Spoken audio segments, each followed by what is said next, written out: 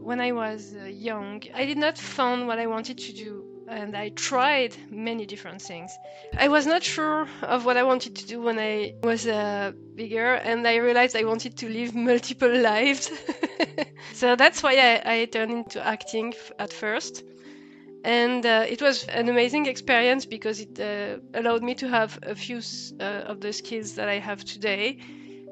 The culture where I grew in, women cannot be scientific because it's not made for women. We are more people who are going to care about others, or we have to get married, we have to have children and take care of all children. That's why I turned to literature and art. I studied to become a speech therapist. My mother is a speech therapist. She was always overjoyed to see how people were doing better because she helped them. And so I felt like it was also a nice way to help people because this was also a central point for me.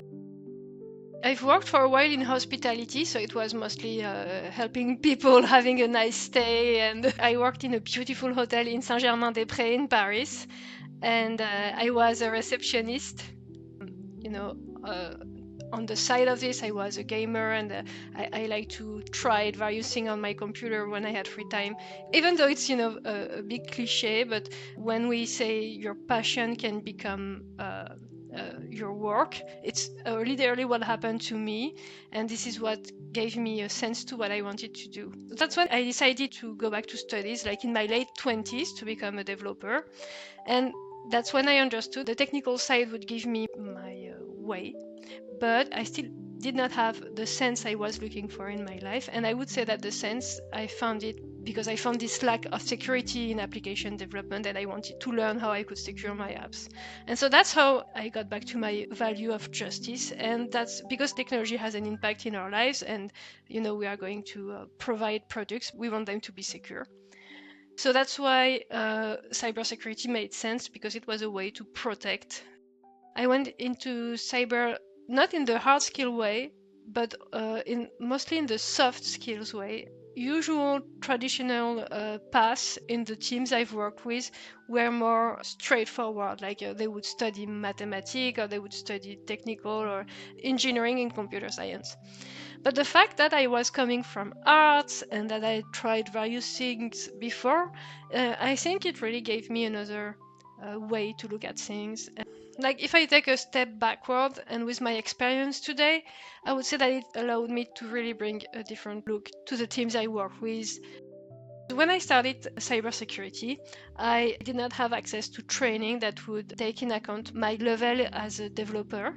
And so I decided to do a summer school in Ukraine. It was already in a war, but it was only in a part of the territory. I think it was probably one of the strongest moments I had in my life in terms of technical and in terms of discovery of another country.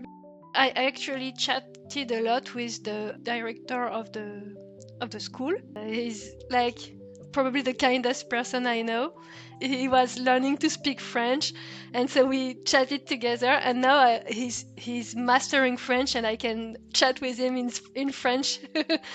And we send pictures to each other, like for Christmas he sent me how he decorates his tree, and I sent him how Montreal looked like for Christmas. And so you see, if I had not go to Ukraine, I would not have met him, and I would not have this first contact and this first technical contact with cybersecurity.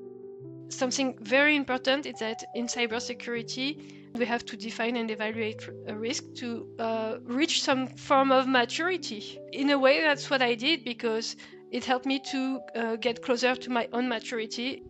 I learned that I have to listen to my fears, but not let them stop me. I definitely see that it's different today. I have a master's degree student that I teach cybersecurity, so it's completely different today. And I do see more women, not as many as it could be. I wanted to talk to you about the story of my grandfather. During World War II, my grandfather was part of these people who had to hide because otherwise they were going to be taken by the Nazis. He got caught and he got in prison in a transition camp, which is near Paris. So it was a place where they would choose the prisoner, find which one would go to Auschwitz. basically prisoners were waiting to know what will happen to them. And so my grandfather had to do some task because he was speaking German, because he had lived a part of his life in Austria. And sometimes he had to translate things, which brought him to be called in the administrative office. But he realized that Nazis were doing this huge process to find which prisoner were going to go to Auschwitz. They were using papers with the name of the prisoner. They would put them in a bowl. And so one day they would pick one paper and they would say this person is going or this person is not going or something like this. Like completely crazy and so cruel. One day my grandfather was able to take a ton of these papers and put them in his pockets, and he took I think 2 or 3 handfuls of this. His name was part of this paper he took away, so he was not sent to Auschwitz. And this story put a complete change in our family, and it's a story that thanks to it I was able to exist. I realized that my grandfather was probably the first hacker I have ever made in my life. When I switched from computer science to cybersecurity, the goal was to help people, and I wanted to make a change in the world, and I didn't feel like I was able to do this with acting. Like social justice you can have in cybersecurity, I don't feel like you have it in acting. We've been saying a lot that the human is the weakest point in cybersecurity, and I don't think that's really fair, because it's technology that pointed that out.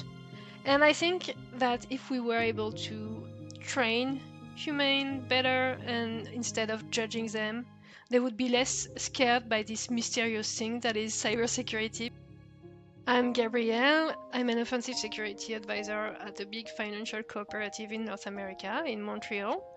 And I am also on the side a freelancer, and I offer various services. And I've been working in IT for around 9 years, and these last 5 years I've been working in cybersecurity.